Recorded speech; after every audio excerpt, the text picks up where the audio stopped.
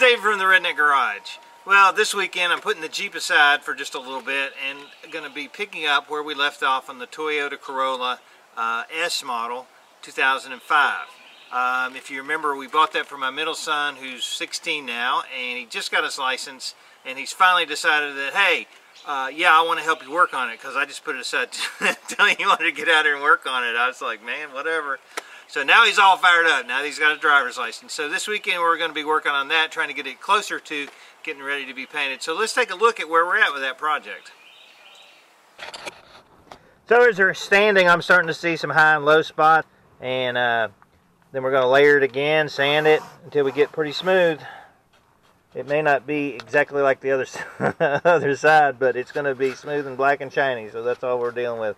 Alright, so I got one more layer on it, and it's sculpting out nicely. I'm going to hopefully be sunny tomorrow and do some more sanding on this rear quarter panel, see how close we can get it. I've been comparing it to the other side.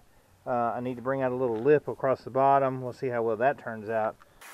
Well, heck yeah, man. People call me Pablo Picasso because of the way this quarter panel's coming out. Sculpted in Bondo. I actually got just a couple little, I got a little low spot here. I had to knock this in because it's a high spot. And I got a little bit of contouring right here in the back.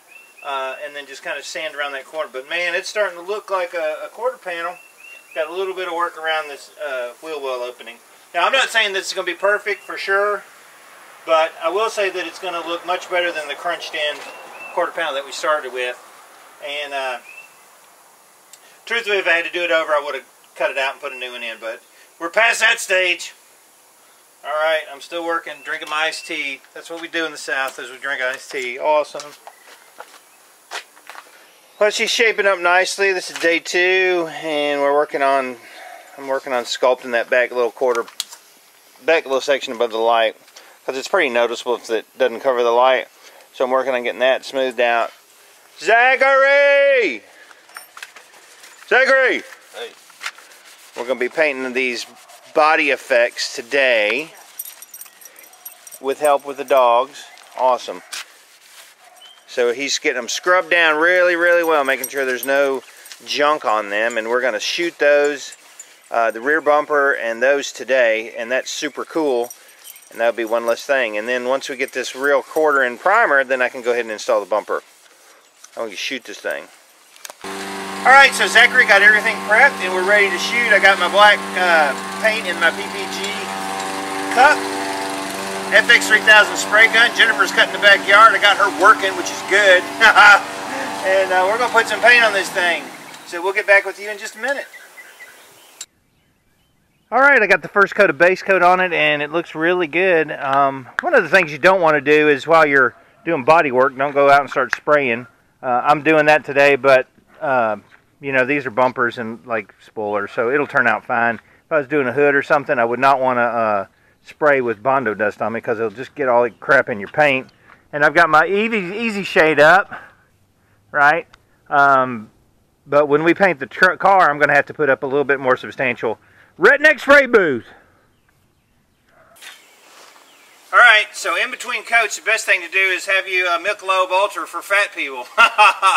Hey, this one's got lime in it. It's got 5 carbs. Just wanted to show you a quick little video of my neighbor who was mowing his grass yesterday, and I had to get on him because his yard was an eyesore to the neighborhood and the community. Tim! What? Tim! What? David! I'm very concerned about the condition of your yard. The grass is a little bit high, and it may affect my property values on my show place over here. You mean the property values with the Jeep that has no engine and the car that has Bondo on it? Hey! I didn't come out to argue with you, you stuck-up little high-grass turd. Hey, I'm talking to you! Did you see that? Did you see that? So that's awesome. At least Tim doesn't give me crap about my stuff in the driveway. Tim and Melissa are great. So I'm going to have my beer, wait for this to flash. It's already flashed out. I can paint it now, but it's time for a beer. Awesome!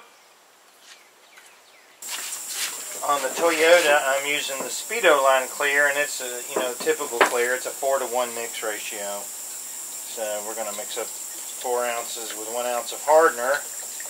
And then we're going to shoot some clear on this baby.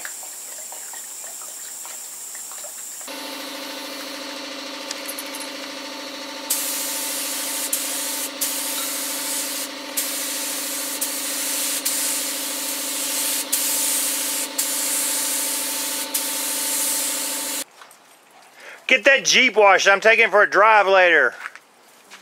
Let's go. Get it done. Quit messing around. The king has spoken. Randy's here. What? He's getting in my frame. Yeah. Zachary and I are changing the oil in the What do you call that? YJ. It's a YJ. Okay. Because Jennifer doesn't check the oil. I have to do it for her. She just knows how to drive it. Is that how your wife is? I could do an infomercial on this. Is that how your wife is? Does she just drive your truck without ever checking anything? It's your job. It's your lot in life to make sure that it gets checked. Shelby girl. There's Shelby. She's out in the front yard. Alright, so we're changing the oil. I could do a video on it. Basically, you drain the oil, you take the oil filter off, you put the new oil filter on, and you pour the oil in, and make sure that you get your oil plug back in. What do you do with the drain nut? Shut up, Randy. It's pretty difficult. If you can't change the oil, you don't need to be doing stuff in the driveway.